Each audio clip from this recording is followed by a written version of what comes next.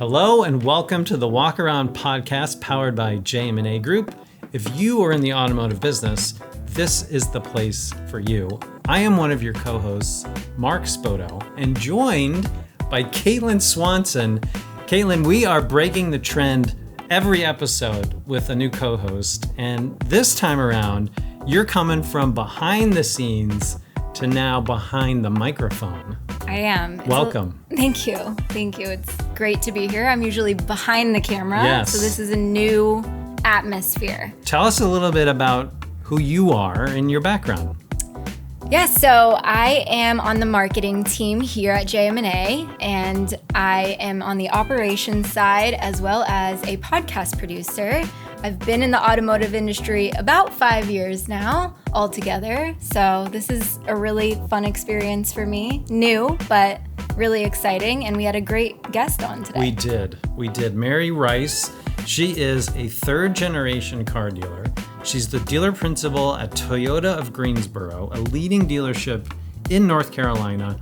2023, in fact, marked the 25th year Toyota of Greensboro has received the Toyota President's Award. So she knows what she's talking about. She's a social media star.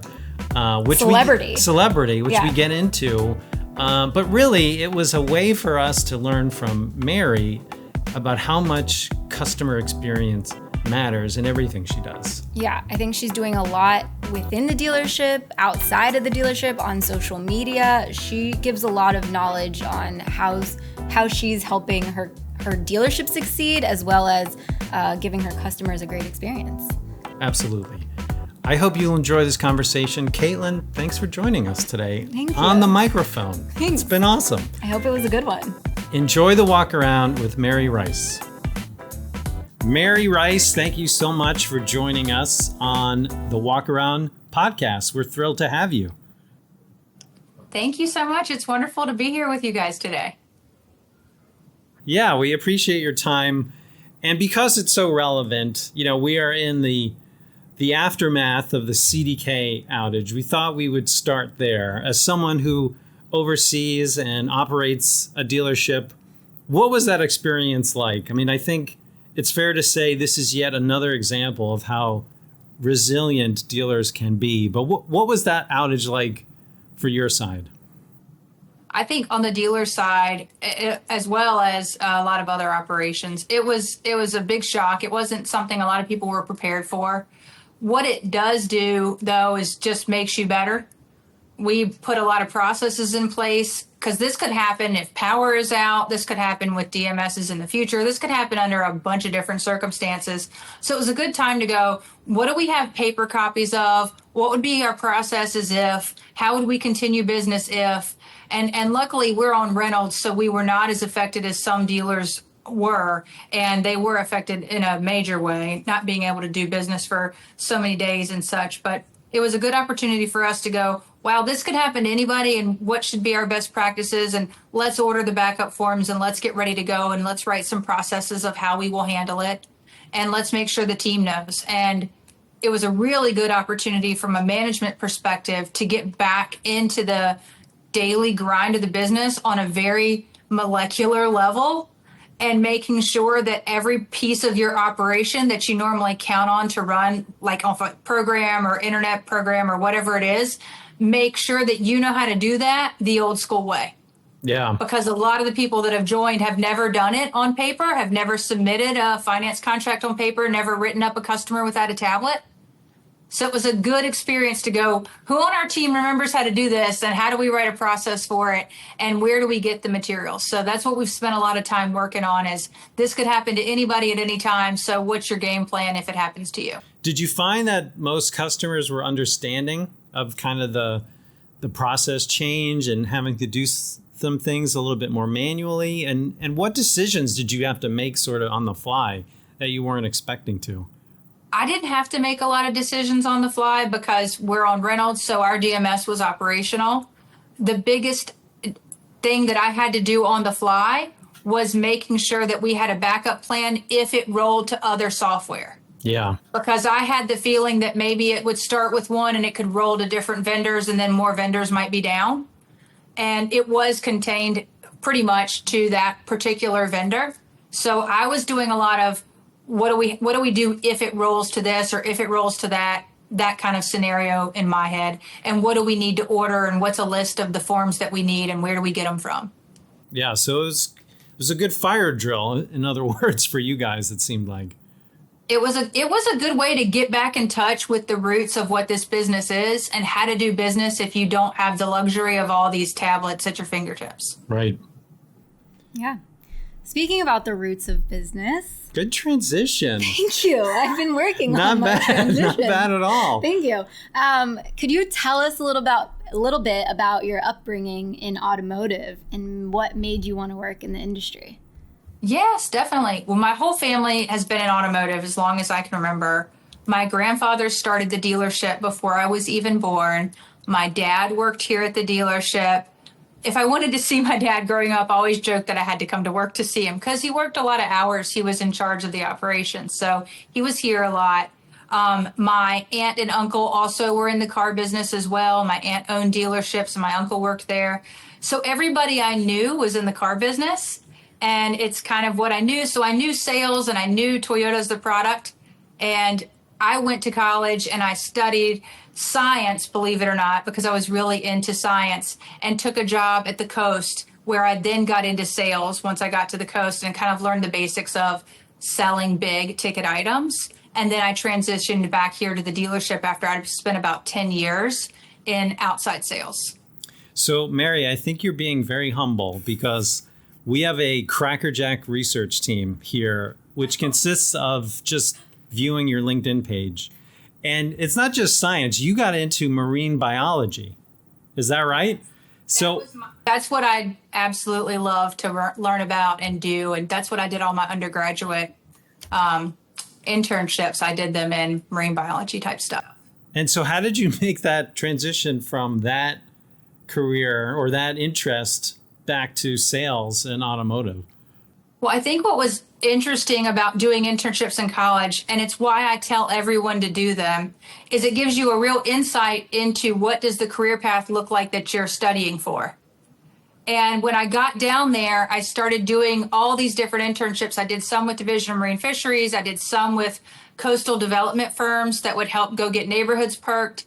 And one time I was standing in a neighborhood in Southport, North Carolina, and we were doing a soil auger to see if we had to put in a septic tank for the lot to perk. I'm not sure I even know what that means, but it sounds intense. It's like taking a core out of an apple. Okay. Got it. And you're doing that, and it's hot, and I'm getting eaten by mosquitoes. And this realtor like pulls up in a really nice car, and she's coming to see if the lot's going to perk so that she can sell the lot. But I think she has air conditioning and she looks really nice. And she was like not that much older than me. So I started to talk to her about real estate and how she does that career. And so she started to tell me about it. So then she gave me a link to get signed up for classes at night. So I took real estate classes at night while I was in college. So when I graduated, I did go back to the coast because I knew the area and I knew what was going on down there as far as coastal development. But instead of going into marine fisheries or coastal planning or any zoning stuff, I went into real estate at Century 21, and I did that for, 7 or 8 years, and I absolutely loved it. Wow.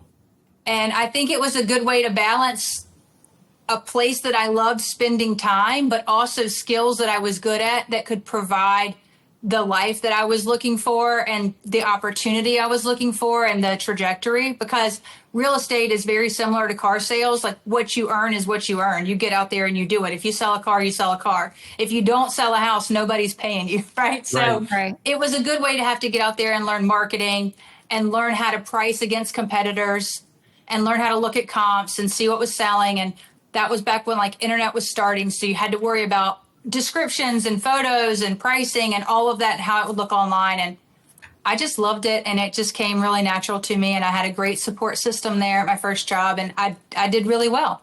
And it is very similar that it appeals to someone that has that entrepreneurial spirit. And I think, is that something that what appealed to you about real estate, which then obviously translated so well over into automotive? I think so. I think it was a little bit of, I'd grown up watching my family do sales. And then I was seeing all the opportunity in the area I was at. They had just completed a major highway to that area, and there's a lot of coastal development. And I just saw that I could do well here. Normally, it would probably be pretty intimidating to go into a market where you didn't grow up and you don't know anybody, and to think you're going to make it in real estate, because it's such a it's a business where you need to know people for long periods of time and you need to be invest in the community. But because it was growing at such a rapid scale, I could enter it pretty easily. It's kind of like car sales now. Like, you could walk in a dealership now and everything's just so busy. You could sell a car if you were there and you did a good job and you followed up with people. I think I had that same, like, show up and smile and be nice and follow up with people and write a thank you note. And eventually it turned into sales. So it was good. It was a lot of fun. I can remember cold calling. You had to cold call 100 people a day to get 10 people to answer the phone to get like 2 appointments. Right. And so I did that every day. We called people. And that's a really good way to be told no 98 times a day to sort of get over that thing of people telling you no and it affecting you mentally. So we did a lot of that. And I did a lot of for sale by owners. I called a lot of for sale by owners and said, if you get tired of doing this on your own, give me a shot. Let me see if I can help you. And so I did a lot of that and went out and got the business. And that's kind of how I got my start. So yeah, and it's also, there's also a lot of similarity in terms of what leads to success is your ability to create relationships, right? And your ability to connect with people. So it certainly seems like that was great training for you transitioning back into automotive. I think it was. I had a good mentor that I found there, and her name was Maureen Muchler, is Maureen Muchler. And whatever she did, I tried to do. When she got to work, I tried to get to work. Whatever she said at listing appointments, I tried to say at listing appointments. The way she set things up, because she had been a pro, she'd been good for a long time. I just emulated everything she did and tried to learn from her. And whenever a training opportunity was offered, I went to it, even if I didn't want to, because I was a 20-year-old kid and I would rather go do something else. But I would drive to the training opportunity and I would learn the scripts and I would listen to the CDs on the way to listing appointments, and I would memorize what to say when I walked in so I wouldn't get nervous. Because again, I was like 22, and people are going to want me to list their house that's their, the majority of their wealth is in their home. And I had to earn that confidence. And I remember people would say to me, "You seem awfully young. Have you been in real estate a long time?" And I would say, "It seems like forever." But it had only been like good 3 answer. Months. So I would, I had to build my confidence by learning how to talk under pressure and memorizing scripts and memorizing things to say. When you go into the front door of somebody's home, you say, "This is beautiful. Did you decorate it yourself or did you hire somebody to do it?" Way to butter them these up little quickly. things that you learn. It's a lot like the JM&A process when you greet a customer. Yeah. I'm the business manager here, and I'm going to be assisting you with your paperwork, that whole thing. So it's very much learn the word and go in and repeat it and get through the awkward parts of the conversation gracefully, and then keep carrying on with your business, because you know how to pull comps and you know how to present what the price should be, and you know how to get good pictures and write a good description. But winning over the people part is the hard part when you're 20 years old, right? Yeah. Yeah, again, it's about that connection and the relationship that you create with customers. So, Mary, let's fast forward a little bit. You're now, several years into overseeing a very successful dealership, and you've become a proponent for women in this industry and women working their way and growing their careers in this business. What sort of advice would you have to someone who's just starting out in automotive, who is a woman and trying to get started? Because, historically, the percentages of women in this business are low, certainly in leadership roles, also still low. How does that change, and what advice do you have? I think it's similar to what happened when I got into real estate, and then similar to what happened when I got here. I think you always have to find a mentor, somebody that you can call and talk to, or somebody that you can follow in the dealership and do what they do and get to work when they get to work and learn from that person and help them out as a trade-off. I think it's really important just to show up and follow up with customers. And if you can find a mentor and you can show up and you can follow up with your customers, you're going to be successful. It's not an incredibly difficult formula to crack. It's just incredibly intimidating for people from the outside because you think, I have to know about cars. I have to know about this. Well, when I started selling houses, I didn't know anything about a house. I'd been living in a college dorm. Right. So you don't have to know anything about cars and you don't have to know every piece of the car. You've got apps and you've got training that are going to teach you about the product. Just find a person that'll help you, be kind to people, and follow up with your customers, and you'll be successful. And that would be my advice to anybody joining this business, including women. But I think it's very important to find a mentor and to find a place that feels comfortable to you. So what about if you're in the industry and you're looking to maybe grow in your career and advance, maybe move into leadership? You've been in the business, you've been doing really well. What sort of things do you think matter in that sense to grow in your career? I think having good, open communications with the people that you work with, letting them know that's your intention to grow. Sometimes people don't speak up because they think, oh, they're going to tell me I'm not ready or anything like that. I would rather somebody raise their hand and tell me they have the goal to be somewhere than for me to never know and them to feel like, well, I'm not getting advanced. I think absolutely you have to communicate that goal to people around you and see what their response is. If you don't get a response that makes you feel like you'll advance where you are, then maybe it's time to start talking to other people and see if there's opportunities for advancement elsewhere. Because if you're communicating and you're saying, I want to do this, I want to advance, what opportunities are there for me? There's NADA classes for women and minorities. There's JM&A classes for women. There's all kinds of training resources out there if you want to take advantage of some of those things that are out there for you to learn more in automotive. But somebody has to believe in you and somebody has to have that career path in mind for you to help you along that road. So I would say you've got to communicate that you're interested in that and ask what career opportunities might be available where you currently are.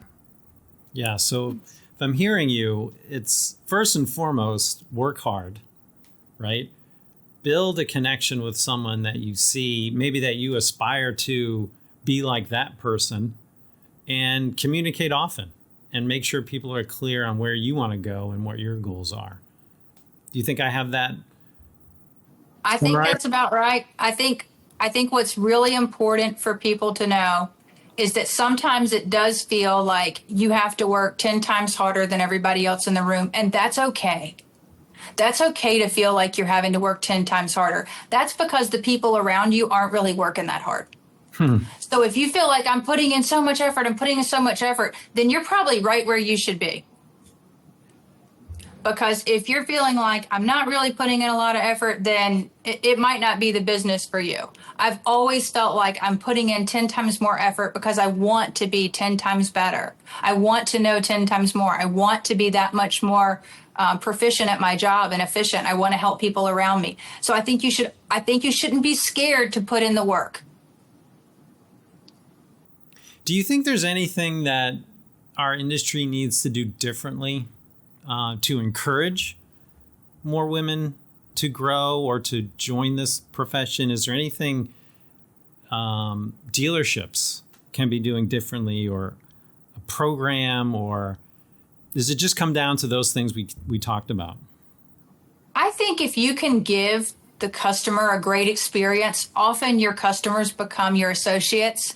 Right. So if you're doing a really good job at servicing and selling cars and you're giving a good experience, then you're basically advertising to everyone that you have a great business. And then they may have a friend or a daughter or a sister or whoever, or they may look for a job. I've had a lot of people come here that are our customers that say, I want to join your organization.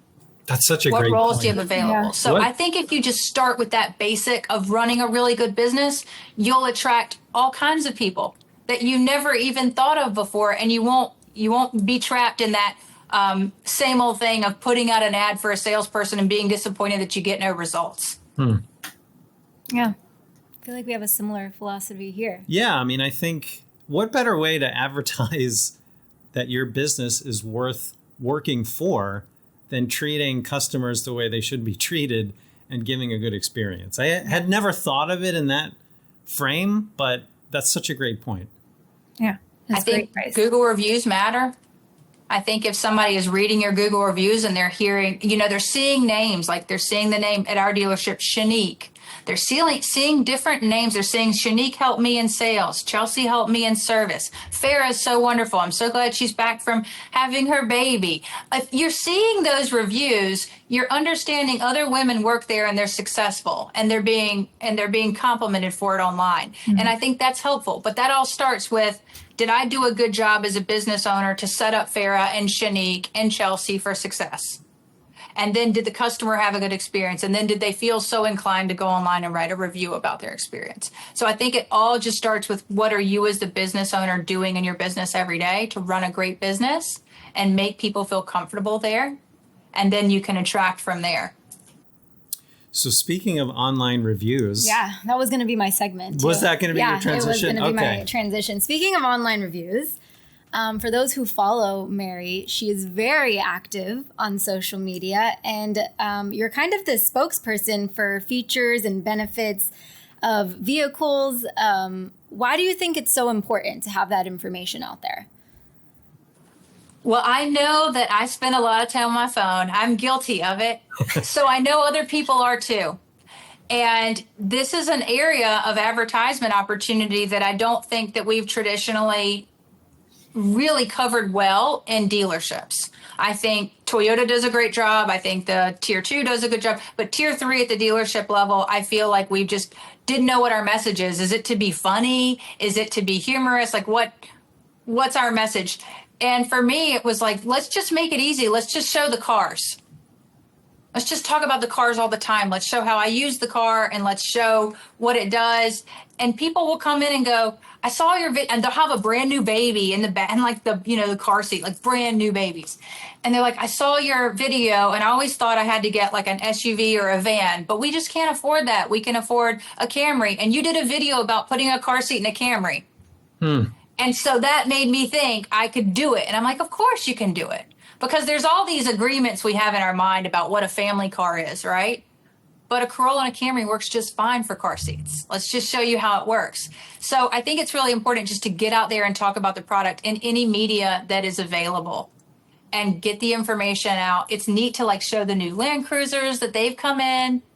So to me, it was just another avenue to get the information out so that people can see what we have to offer here at Toyota of Greensboro.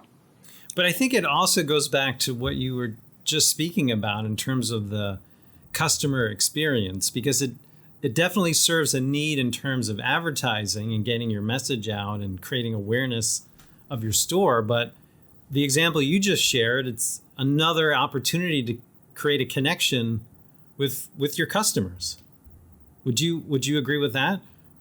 Absolutely. When I show how I hook up, a Nintendo Switch for my son and our Sienna van so that we can have a 3-hour drive to the beach in peace. I think a lot of people relate to that because that is such a lifesaver. Speaking personally, being able to connect a video game system on a long drive, to a Sienna. Game changer. It's peak living as a mom, I'll say that. But it's funny like how many people reach out and they're like, I've been putting off getting a van and I know I need one, and your video just made me realize how much I need to get a van. And I'm like, well, yeah, sure, come on, look at them. This is what they are and this is how they do, and just show them everything about it. But it's interesting when you just show people what it is and how you use it, their mind naturally applies it to their life and how they could use it. Oh, that would work for me because. So I try to talk about how this RAV4 might work for you. You might think, oh, I need a Highlander, but what if a RAV4 works? Because you didn't know that second row will like lay totally flat. So it's nice to be able to like give people ideas about how these cars can help them with their daily life and then let them decide what resonates with them. It's even the small little things like how to adjust the tailgate on your trunk for your Highlander, your Grand Highlander, or your RAV or anything. So many people will be like, oh, I didn't know I could do that. I've been parking my car outside my garage because I didn't want the hood to hit my garage, that metal piece on the garage, until you showed me that I could adjust it to not open all the way. And I'm going, geez, like, and that was like, you would think, what a thing. Somebody spent $50,000 to buy this really nice SUV and they won't pull it in their garage to unload the groceries because they are that the hatch is going to get messed up.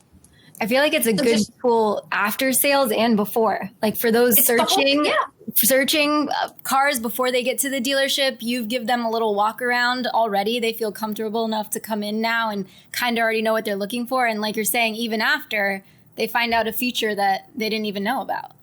I didn't even know. Yeah, didn't even know this was there. I didn't know how to use it. And I learn stuff about the cars every day. So if I learn something interesting, I just try to shoot a quick video on it and get it out. And a lot of times it's funny, like customers will come in and they're like, oh my gosh, I didn't think you'd be in the store. I see you on my TV and I see you on Instagram videos all the time. Can't believe you're here. And I'm like, but the commercials and the videos are filmed here.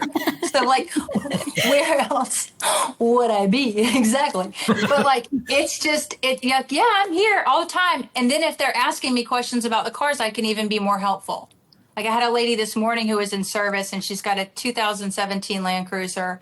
And she said, I want to see that white Land Cruiser out front. And I was like, oh, the ice cap. It's really pretty. That's the Land Cruiser trim. Do you know the 3 different trims? And then we walked out. We started talking about the 3 different trims while the sales associate was getting the keys for her. And it's just a great way to like know the product and show it to the customer really quick and let them see the 3 different trims. And you can point out the differences. And I don't know, it just makes working here a lot more fun when you know your product and you can really dive into it and help the customer find what they're looking for quickly. So Mary, I'm assuming your celebrity status has grown in the local community. Are you getting people coming up to you in the grocery store asking you questions about their cars? I will not go to the grocery store without makeup anymore. I will not. I will be like, I'm staying in the car. My husband will be like, you're crazy. Get out of the car and come in. I will not do it. I'm like, I can't. I'm like in a t-shirt and like running shorts. I'm like, it's 100 degrees here, right? So on the weekends it's hot. I'm like, I'm not going in, I'm staying here. So I get like, I do realize that with all the views and attention on the media that I need to make sure when I'm in public, I look like me in public. I don't want people to be disappointed. Like some of the, like a lady came in the other day and she was like, oh, you look so much younger in person. And I was like, thank you. I will take that compliment versus that, oh, I'm really disappointed. She was a sweaty mess. So like, yeah. I do try to step it up now. Yeah, at least you didn't go the opposite, right? That could have been. She said I look younger and thinner. And I said, well, that I can take it. Done. Thank you. So this is something you would recommend if dealers are not doing this and, using these channels as a way to connect with customers. How would you recommend a dealer get started? I mean, maybe they don't want to be the ones themselves doing it, but would you recommend this for your dealer, friends?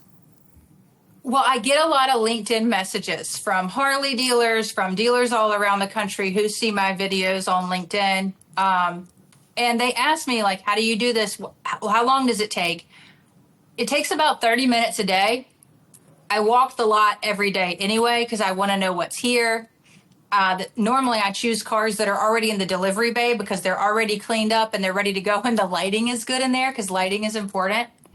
And I just try to shoot something real quick and easy. I try not to take too much time. It's a minute and a half at most. Some things are way shorter. I don't try to memorize a bunch of stuff. I just look at the car and I talk about what I see. It really works for me, but I've been doing walkarounds on cars for 10 years. I mean, I think my first YouTube video was 10 or 12 years ago, and I was doing like a Camry in the showroom. And it had just come out that we were having hybrid Camrys, and everybody was kind of didn't know what a hybrid was. I mean, they knew what it was in a Prius, but not really in a Camry. So I was introducing the customer to the product a long time ago on video, so it comes easy for me, and I do the commercials. So it's not a heavy lift, especially if you're in your product all the time and in your dealership all the time. It's just, is it something you're going to commit to doing every day and building the content and being bad at it? When I first started practicing like videos and commercials for the dealership, I would set my phone up on our bench at home. We have like an outdoor front porch area, you know, like where your mailbox is. I would set it there and I would practice and I'd practice and I'd practice and I'd practice until I got delivery that I felt would be acceptable on camera. And then I started doing things here. So it does take a lot of effort if you're not comfortable with it. But there's a big upside to being out there and filming the content and motivating your team and helping people in your community get more familiar with your product. So I'm surprised how many people locally see the videos. I thought, you know, it's not specialized like a lot of the other marketing we do. Like you advertise TV on a certain station or you do OTT targeted to your zip codes and your PMA. I didn't know. I was like, am I going to get people from, you know, California asking me about a Camry? Because it's not really going to help me much in North Carolina, right? I'm trying to reach my local market. But I'm finding when I look at my traffic on my Instagram in the professional dashboard, it's North Carolina and it's Greensboro is my biggest source of visitors. So it's not like New York or Dubai or wherever you think it might be. It's Greensboro. So I guess their algorithms have worked out to where they promote the content or they push the content so it's relevant geographically to the customer. So and cost effective, right? I mean, the cost effectiveness outweighs some of the other traditional advertising leaps and bounds.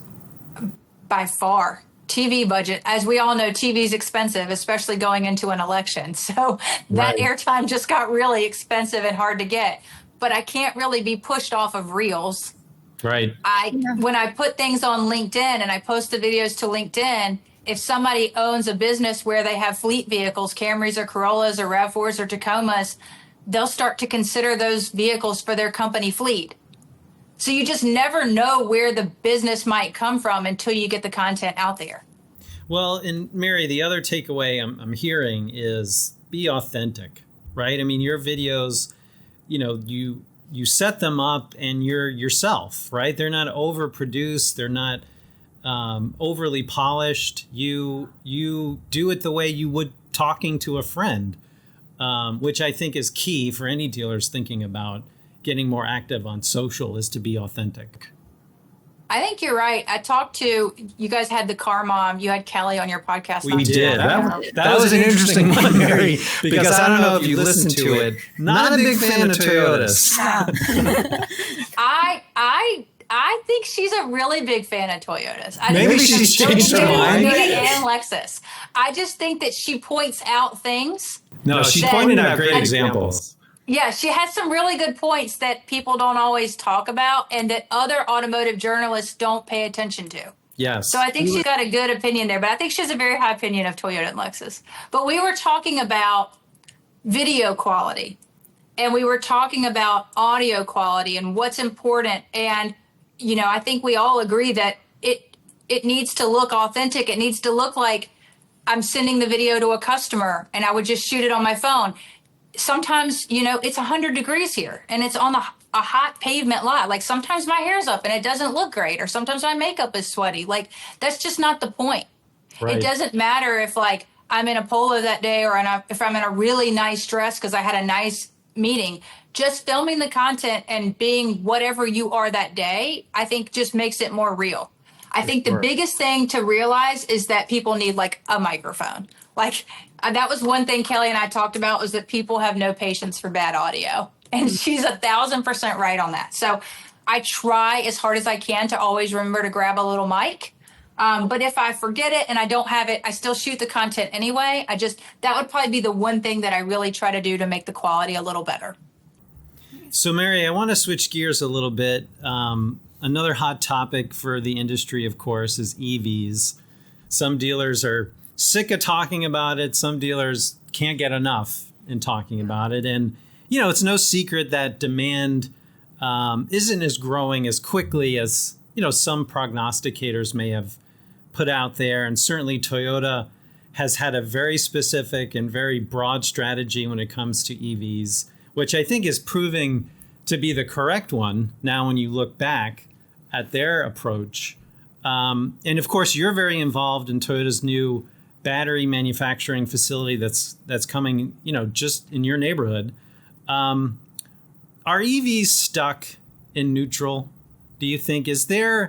What has to happen for consumer to demand to increase?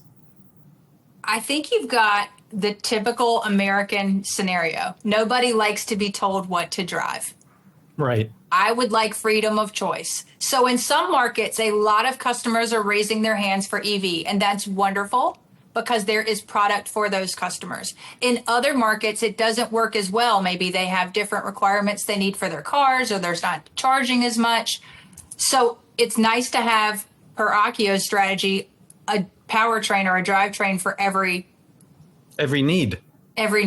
Right. And that's what's hard about saying it's a one size fits all. I don't think America's ever been a one size fits all. I mean, you've got Apple and Android, so you don't really have people just all going one way on anything. It's nice to have options. It's really nice to have the hybrid options because you get the benefits of both the larger battery and better gas mileage, but you also have the gas backup. So if there's a power outage or anything else, you don't feel like you don't have your transportation. I think rural areas, it's very difficult to make EVs work at this time, especially if you're in areas where you do a lot of like farm work and you need trucks and you need to do a lot of towing and hauling. It's very difficult to do that job with the current EV technology. And maybe that'll get better over time. I'm sure it will. Most technology improves over time and gets better. But I think where we are right now with offering something for everyone. So if somebody's an EV hand raiser, we have a product for that. If somebody's a hybrid or a plug-in hybrid, we have products for that. Or if somebody wants a full gas car, we have products for that. It's nice to be able to go, which one would you like, Mr. or Mrs. Customer? I will sell you what you like. If you would like to buy a flying Tacoma, I will sell you a flying Tacoma if that is what is made. So it's nice as a dealer to be able to have something that everyone likes. Right. So what are you hearing from customers? Is it still sort of the battery and the range anxiety? Is it the charging infrastructure? Or is it just because of your market and EVs are just not practical? In my market, I don't get a lot of questions about EVs. Right. I have a lot of people who would love to have a plug-in hybrid. I've got a list a mile long for a hybrid max Grand Highlander, right? So I've got a lot of people raising their hand for hybrid. I've got a lot of traditional truck drivers still wanting a gas engine, but also open to exploring the new hybrid engines in the Tacomas and the Tundras. So I've got people across the board, but I do see that the customer base here, and I'm in Central North Carolina, seems to be more moderate and not as big a hand raiser for EVs as some other markets in the country are. It's fair. So speaking of the market. Well, I wanted to bring up something else. Oh, go for it, because I think Caitlin. it's important. Go for it, Caitlin. Your dealership is not like the majority. And I know we touched a little bit on the customer experience.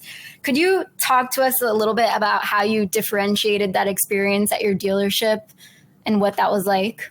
Sure. Well, during COVID, SmartPath came out.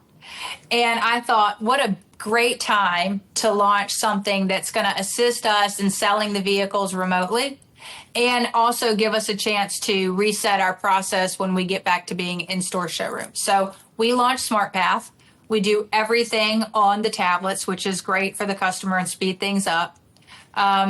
We don't have a traditional sales tower. So the sales managers are on the floors with laptops. They'll get up, go sit with the customer. We've got iPad bars in the showroom. So it's a very mobile environment.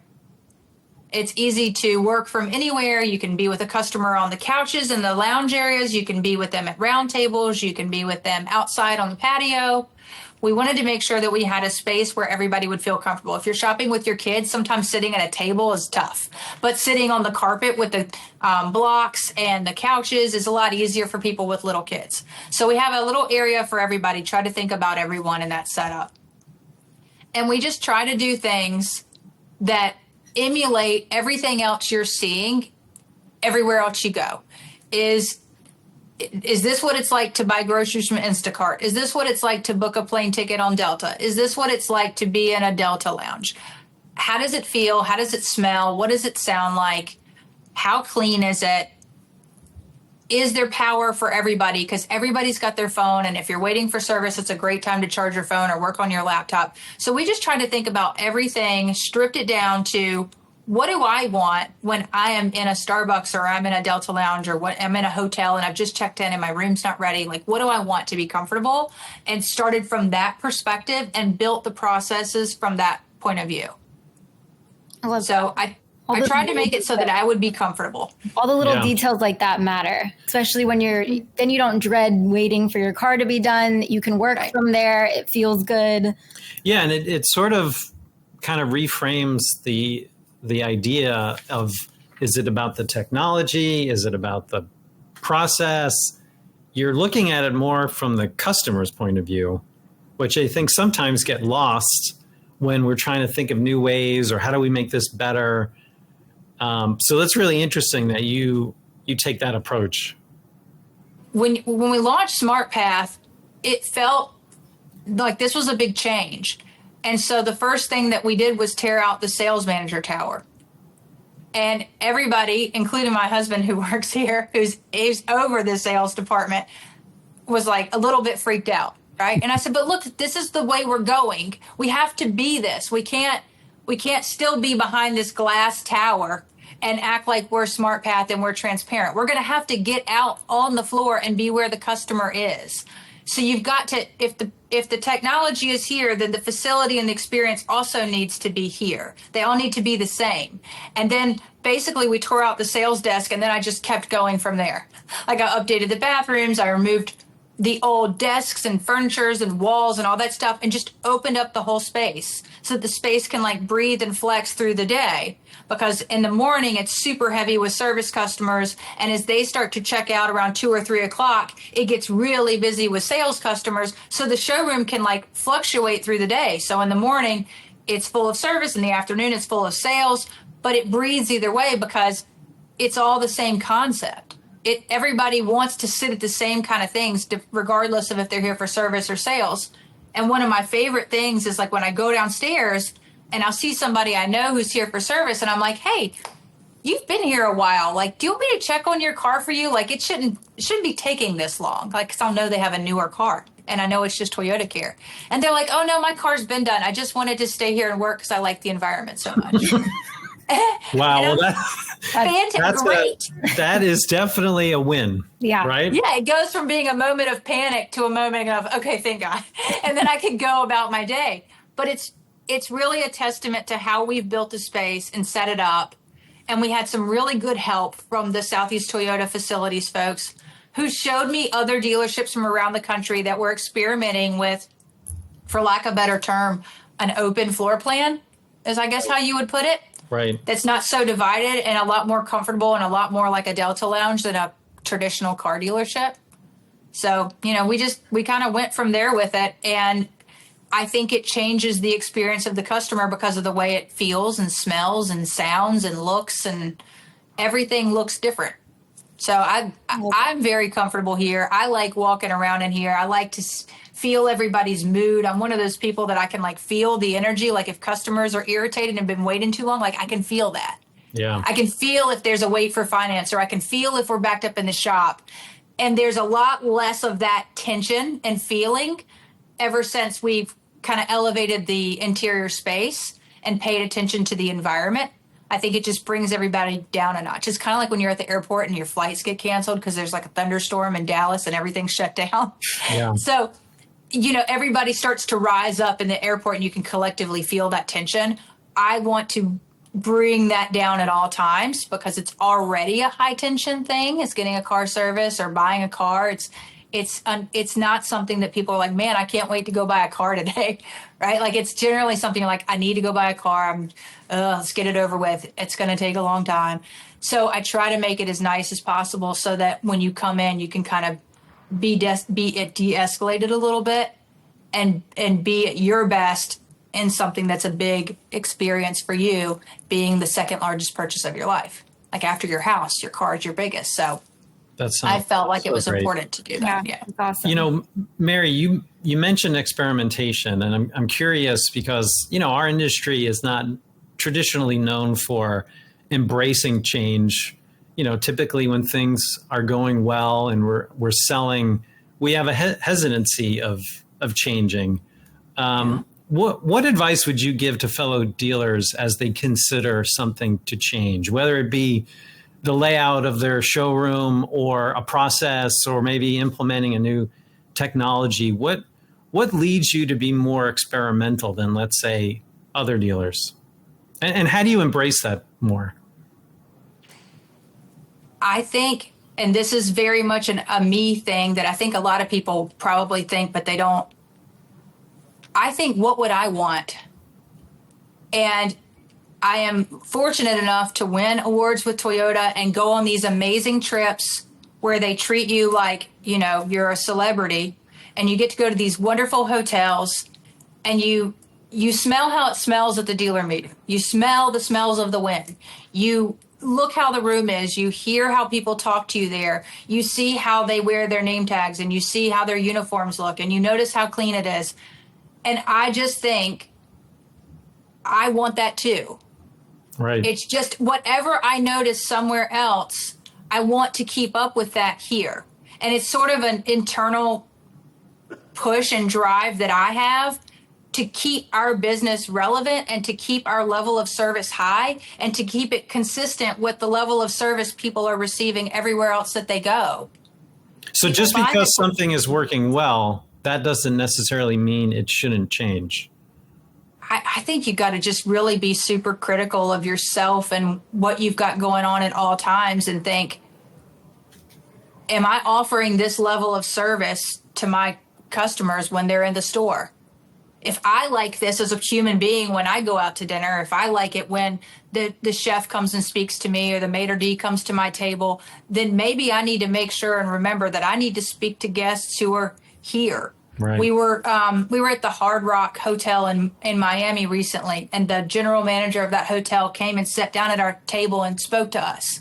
He didn't know me at all, but he just started talking. How's your trip? How are things going? How's the food? You don't have a drink? You don't drink? You don't want anything to drink?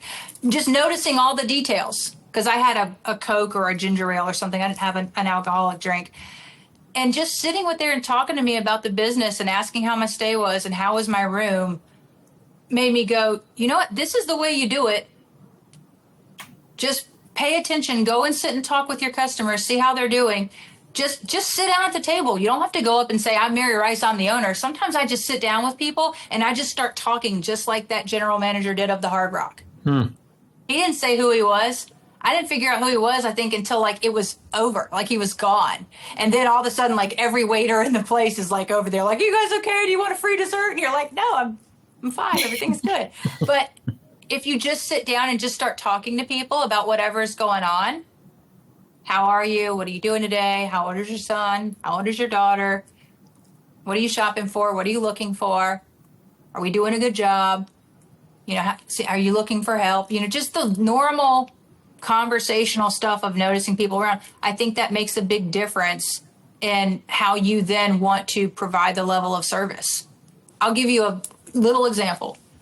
Like many people, we have a very busy service drive.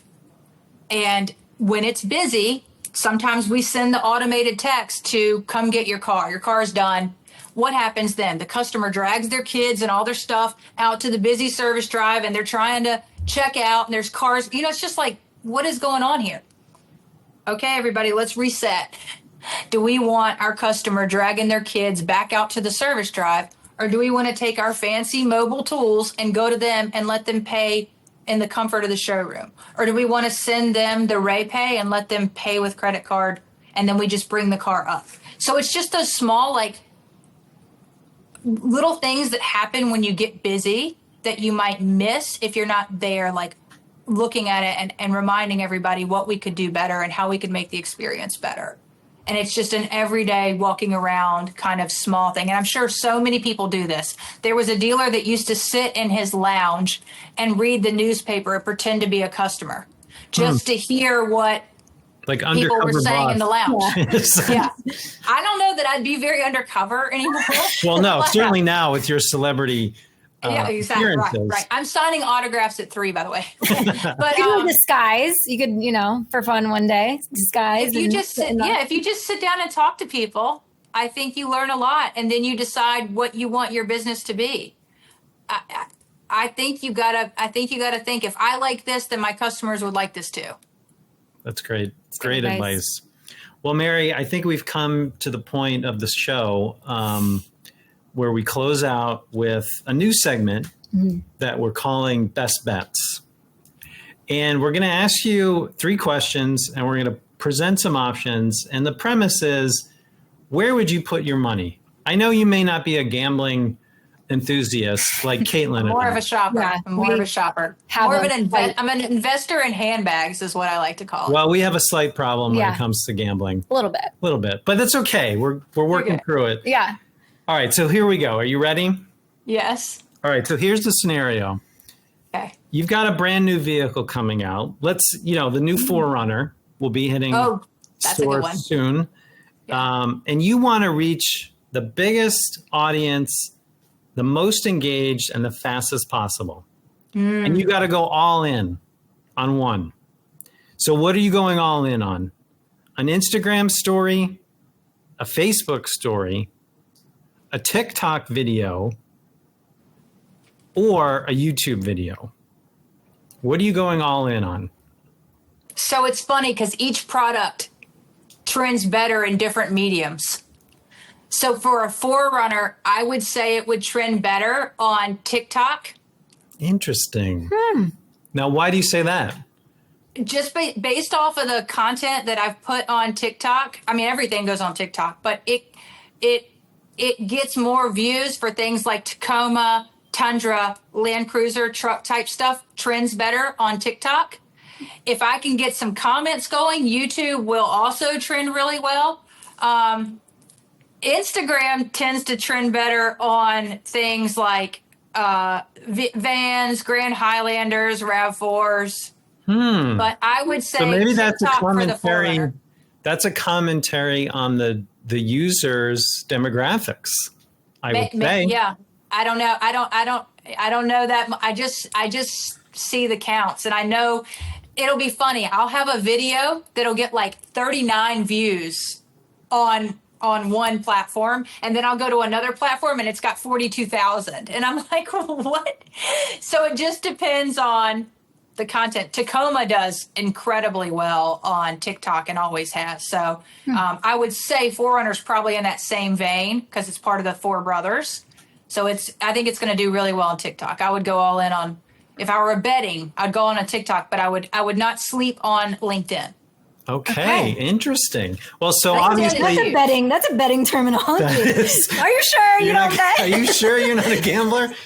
Don't sleep on LinkedIn. You hear that? Okay. Easy sleeper. My husband's a big sports fan, so I hear all the betting and all the stuff. All right, perfect transition about sports. Excellent. Go ahead. Our same research team that knew you had a marine biology degree also knew you played tennis. Yeah, I do. In college? I did a lot of soccer and a lot of tennis, and I started to play in college and then realized how early I had to get up in the morning. Fair enough. So then you said, I'm out. And that was the end. That was just the end. But club sports are wonderful. Okay. And I enjoy those very much. Okay, so because you've played tennis and we know you watch tennis, what are your thoughts on pickleball before I throw out this bet? I've never done it. So my kids are 4 and 8, and it's really hard to work and spend quality time with them and learn new sports. So I haven't done it, but I do take tennis lessons with my son on Saturdays. Okay. So I don't know a lot of pickleball yet. I know our daughter got a racket the other day, but that's all I know. I think we could still ask. Yeah, you know what it is, and I know what it is. Okay. I mean, it's super popular. So we're placing a bet, or we're asking you if you would place a bet that pickleball will be an Olympic sport in the next Summer Olympics, so 2028. Oh, that's soon. Yes. Are you going all in, or are you saying no? I think that's a short trajectory to make it on the Olympic lineup. Okay. But pickleball is super popular and surfing made it. So I would say that I would go in, I would say yes. Okay. All right. All right. She's in on, there are certain tennis players I talk to that are hardcore against pickleball. They just think it's a gimmick. What an elitist attitude that exactly. is. No, you got to love everybody and love everything. If you're out there playing a paddle sport, that's awesome. All right, last one, Mary, and it ties back a little bit to what we were talking about regarding the car mom. So you're going on a family road trip, okay? Mm-hmm. And you got to pick one of the following to go on the road trip. Sequoia, Sienna, 4Runner, or Grand Highlander? What are you going all in on? Okay, so I have done road trips recently in a Sienna and a Sequoia. Both were incredible. And I was just thinking about this last night because I'm going on a road trip to take my son to camp. And I think I'm going to take the Land Cruiser because I want to see how it does. Not even on the list. Wow. Okay. I think I'm going to do the Land Cruiser because I want to see how it does. I love the trunk space. And when you take a kid to camp, you've got trunks and you've got like huge bags and all kinds of mess you have to take. So I'm going to take my next road trip is going to be in a Land Cruiser. So I will report back. Excellent. Most important feature of a family vehicle is? Oh, that's a tough one. I have an opinion. I would say ceiling vents. Oh, you've said that before. I have said that you before. have said that before. Do you know how many times my kids have complained that it is too hot in the back seat? It's too and hot. The ceiling vents on the Sienna that we now have, another game changer. Ceiling vents. And I look now when I do videos, I look in every car for ceiling vents and I'll point it out. Because it gets hot back there. The other one I'll throw out to you, Mary, charging ports. The number of charging ports in the vehicle. In the back specifically. For the iPads, for the Nintendo Switches, for all the things. We are so dependent on technology now. The charging pads that's super important. We recently did we do some where we plug in, some where we don't. So on the way home, we decided not to plug in. We tried to do an electronic free trip home. Also ended up having major traffic on I-77. So probably not our best time to make that call. But we did it and we survived, and the kids colored and they read books and it all went really well. So I would say even if you don't have charging ports, you can still have a wonderful road trip as a family. We just went back to the basics of coloring books and Barbie dolls and books to read. So you can do it either way, but it is when you do need to have the charging and the technology. It's nice for everybody to have USB-C and USB, and then an HDMI to go into the TV screen is really helpful. Well, Mary, we will look forward to that report on the Land Cruiser. Oh, I can't wait. We cannot thank you enough for your time today with us. If my biggest takeaway, Mary, is just how much a customer's experience matters. And I know it gets said a lot in our business, but I think you shared with us some really great examples of how the little details matter and how to continue that connection with people. So thank you so much for joining us, Mary. We really appreciate it. Thank you. Thank you, guys. It was a pleasure. We really appreciate you joining us today on The Walk Around, and we hope you enjoyed the episode. Please be sure to like, share, subscribe, and follow us on Apple, Spotify, YouTube, or wherever you get your podcasts. All episodes are brought to you by the JM&A Group, and a special thanks to our team, Caitlin Swanson, James Gahn, and Michaela Gerritsen. We look forward to seeing you next time on The Walk Around.